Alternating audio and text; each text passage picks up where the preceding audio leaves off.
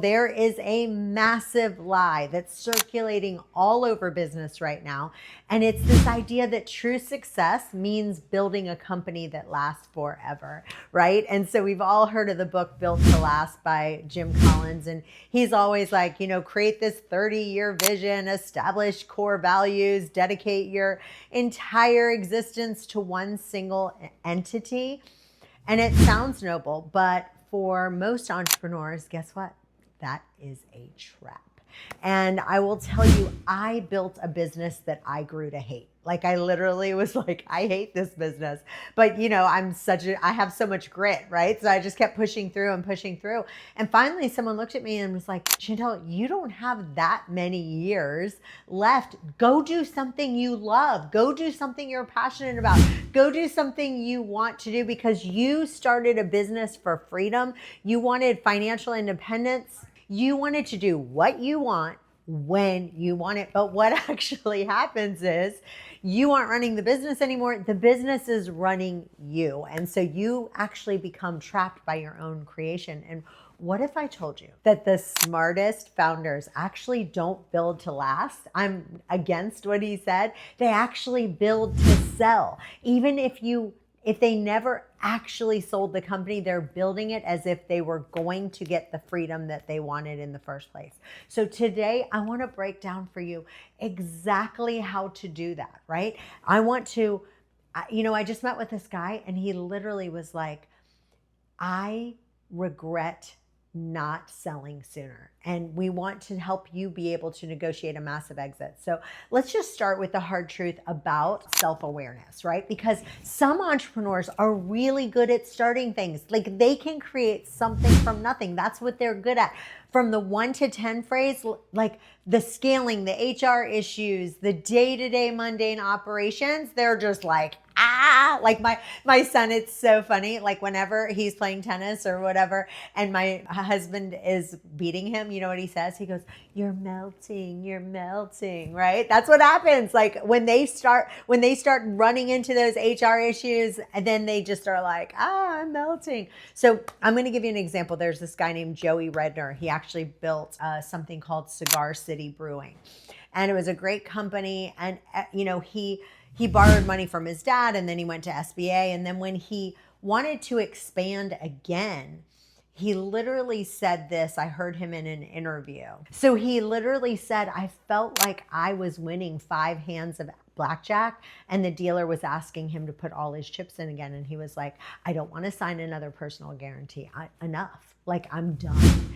And so he sold the company, he put money in his pocket, and he walked away. And there's no shame in that. And I'm here to tell people entrepreneurship doesn't have to be a 40-year grind, right?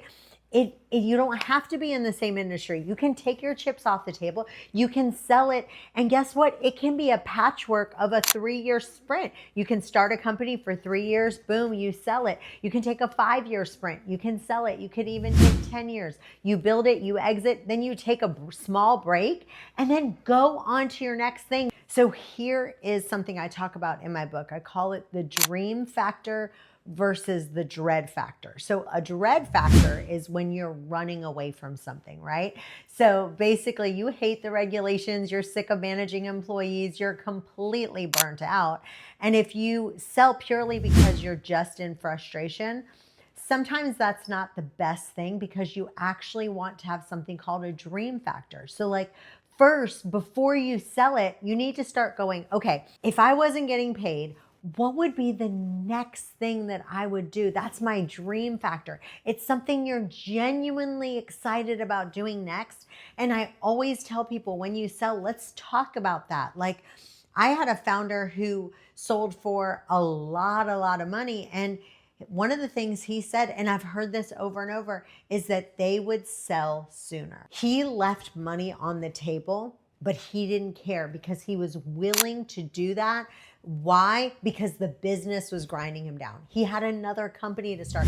He had a dream factor. That was his dream. That's what he wanted to do. Entrepreneurs are wired for action. If you just sit on the beach, like if you're really an entrepreneur and you just want to retire, sit on the beach, guess what? Your brain is just going to turn to mush. Like, you can only do that. I'm telling you, I've talked to so many entrepreneurs. You can only do that so long. And then you go, you know what? I need to be challenged. My brain needs to be challenged. And so let's say that you are ready to sell. Okay. How do you get a massive evaluation? And so let me give you a really good story let me just give you a good story of something that we had with a room full of founders. Okay, so let me have you guys right now. I want you guys to raise your hand in this room. How many of you guys are involved in the marketing and selling of your products? Raise your hand. Okay, so I want you guys to look around. Every single hand has gone up in this room. And guess what?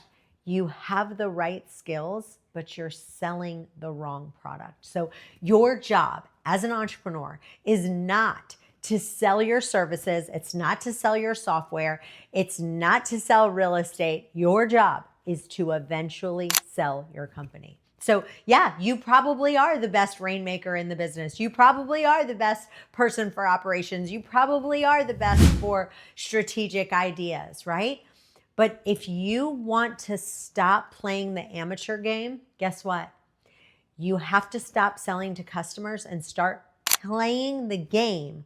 You need to take all of those same skills and you need to be able to use those skills to sell your business. That's what we're trying to teach you how to do, is to sell your company. So there are 3 different types of people who are going to buy your business, right? So let's go over all of them. So the first one is obviously the individual investors. This is just some guy who's like, maybe he owns a plumbing company, right? And he is like, you know what?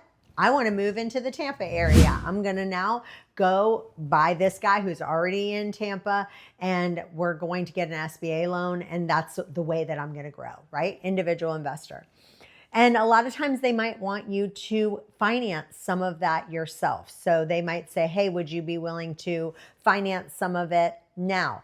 The next one is private equity, right? So private equity groups, these guys are buying everything they can right now. But here's the thing, they want you to stick around and they're only going to buy about 60% of your company, right? Because they're going to ask you to hold the remaining part of it. And so one of the things that these private equity groups promise you is something we call the second bite of the apple, right? So they give you a percentage of the company money now, and then they say, as we help it to grow, you're going to get this second bite of apple. Here's the problem, and I've seen this happen.